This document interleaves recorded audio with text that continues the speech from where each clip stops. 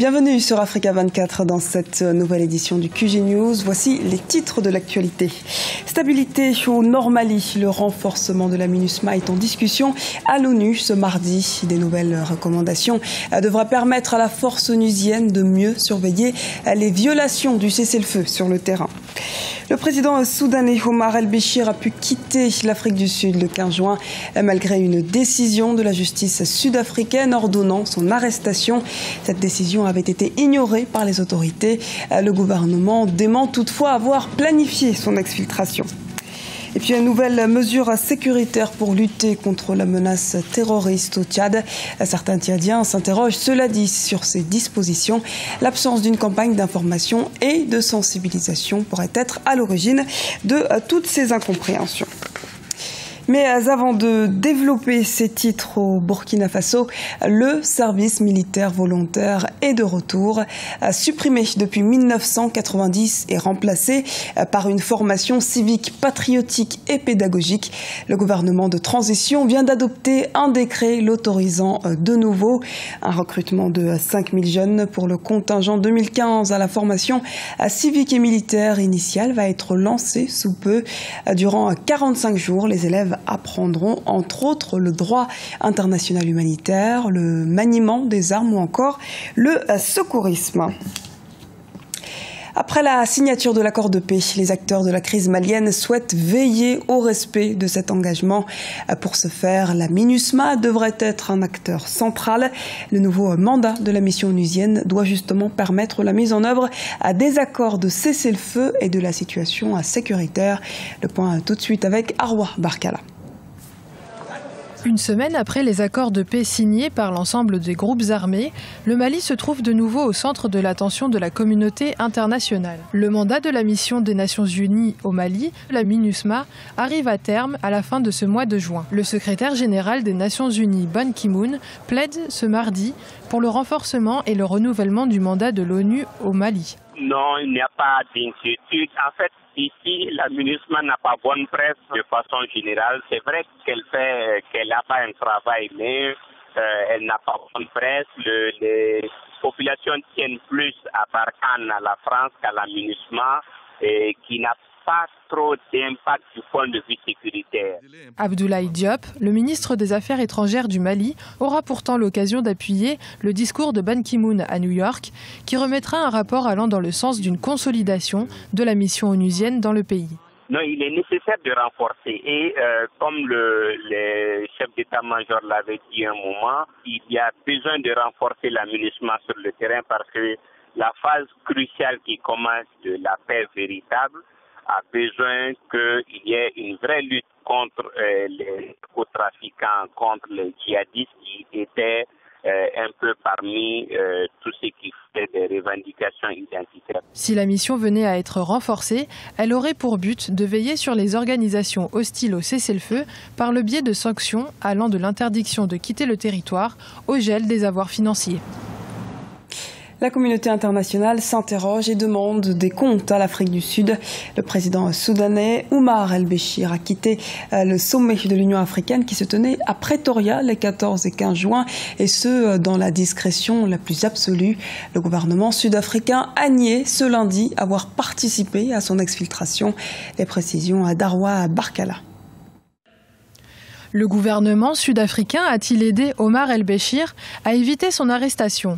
C'est la question que se pose la Cour pénale internationale, la CPI. À Pretoria, la presse rapporte que l'exfiltration du président aurait été préparée par 5 ministres de la nation arc-en-ciel, une information qui oblige le gouvernement de Jacob Zuma à sortir du silence.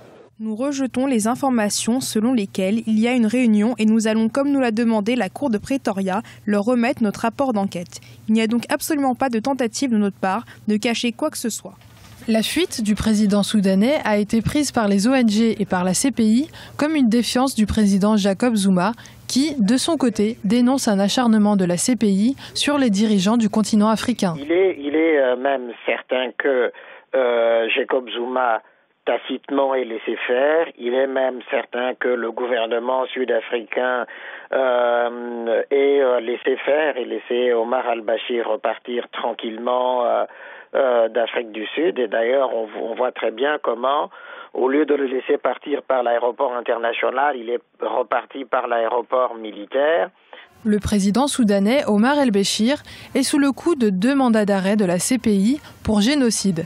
Et son départ sans encombre de Pretoria constitue une violation de la constitution sud-africaine. Le rapport d'enquête du gouvernement sud-africain sera rendu public ce vendredi 26 juin. Renforcement de la sécurité au Tchad. En plus de l'interdiction de circuler à bord de voitures aux vitres teintées, une nouvelle série de mesures a été annoncée ce vendredi par le Premier ministre Kalzebe Payemi Debé. Et Brahad Ndiaye nous explique lesquelles. Au Tchad, les nouvelles mesures de sécurité divisent. Au lendemain d'attentats qui ont fait plusieurs victimes, le Tchad avait mis en place une série de mesures sécuritaires pour lutter contre les risques de nouvelles attaques. Parmi elles, on peut noter l'interdiction du port de la burqa et le renouvellement des pièces d'identité. Est-ce que l'enquête a apporté des preuves que les terroristes ont été identifiés et qu'ils portent des documents tchadiens alors qu'ils ne sont pas des Tchadiens? Le Tchad n'est pas le premier pays à avoir pris des mesures draconiennes pour lutter contre le terrorisme à travers le monde. Pour de nombreux spécialistes, les autorités devraient mettre sur place parallèlement une campagne d'information et de sensibilisation auprès de la population pour accompagner ces dites mesures. Les mesures de sécurité prises par le Tchad sont importantes. Je pense même qu'elles sont impérieuses dans la mesure où il ne faut plus rien laisser passer. Le fait d'interdire le port de la burqa est une mesure de sécurité que tout pays sérieux devrait normalement adopter en de pareilles circonstances.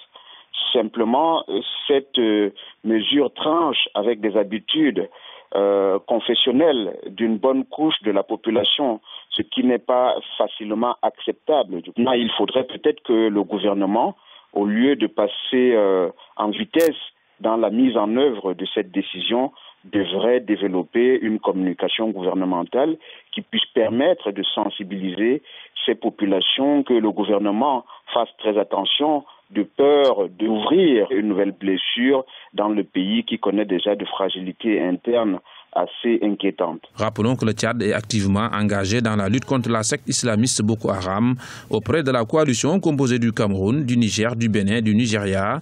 N'Djamena devrait abriter le quartier général de cette force multinationale estimé à quelques 8700 soldats, policiers et civils. Un engagement militaire qui ferait de ce pays d'Afrique centrale la cible des islamistes de Boko Haram.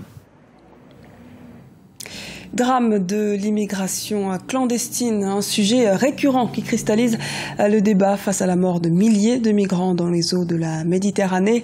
Aussi concerné par le phénomène, le Cameroun tente d'apporter des solutions par le biais de la sensibilisation, comme nous l'explique Deo Gracias Podo. Ils sont chaque jour des milliers à quitter le continent africain, tentant une périlleuse traversée de la Méditerranée pour rejoindre l'Europe. L'espoir d'une vie meilleure ne décourage aucunement ces jeunes Africains qui ne semblent pas mesurer le danger réel auquel ils s'exposent dans cette aventure. Et parmi ces pays qui ont beaucoup plus à perdre, le Cameroun, qui accueille fréquemment par dizaines ses ressortissants expulsés d'Europe.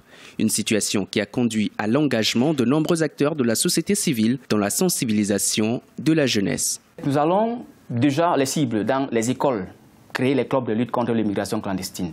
Nous allons dans les églises sensibiliser en projetant les films documentaires sur l'immigration clandestine.